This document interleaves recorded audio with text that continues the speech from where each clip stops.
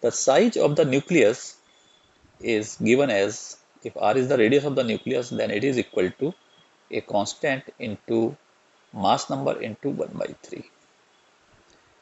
This is the formula for the atomic nucleus of any of the metal. Here R0 is equal to 1.2 into 10 to the power minus 15 meter, or we can write it as 1.2 Fermi meter. 1 Fermi meter is equal to 10 to the power minus 15 meter. And A is the mass number of atom. Let's do one problem. The nuclear radius of the aluminum atom is 3.6 Fermi. Find the nuclear radius of the copper. We stated that the atomic radius is equal to R0 a raised to the power 1 by 3. So for aluminum, radius will be equal to R0, and mass number of the aluminum is 27, so it is 27 raised to the power 1 by 3.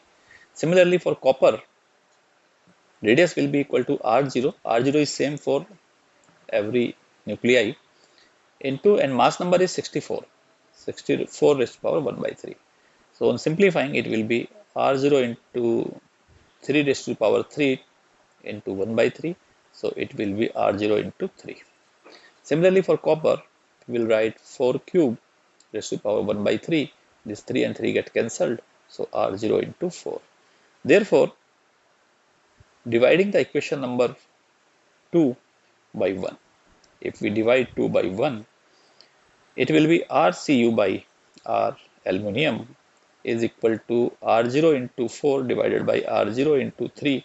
R0 get cancelled. So radius of the copper will be equal to radius of aluminum into 4 by 3. Radius of aluminum is given 3.6 Fermi. 4 by 3, if we cancel, it will be 1.2. So it is 4.8 Fermi. This is the answer. Now we have to drive a statement that nuclear density is constant and is independent of the mass number. Nuclear density, say rho, that is equal to, by definition, density is the mass per volume. If a nuclei is given which has symbolized by ZXA, where A is the mass number, and this mass number refers the number of protons plus number of neutrons, or total number of nucleons. So A is the total number of nucleon, and mass of a nucleon is suppose M. M is a mass of a nucleon, considering mass of proton and neutron are almost equal. So mass of a nucleon multiplied by total number of the nucleons, that is the A, gives the total mass of the nucleus divided by volume, and volume will be considering the nucleus spherical of the radius r. Suppose r is the radius of nucleus, and by definition this r is equal to R0 a raised to the power 1 by 3. A is the mass number. So we can write the volume will be 4 by 3 pi into r cube, or we can write A into m by 4 by 3 pi. Now it is r naught a raised to the power 1 by 3 whole cube. It will be A into m divided by 4 by 3 pi into r naught cube into A. This A get cancelled, so it is equal to m oblique 4 by 3 pi r cube.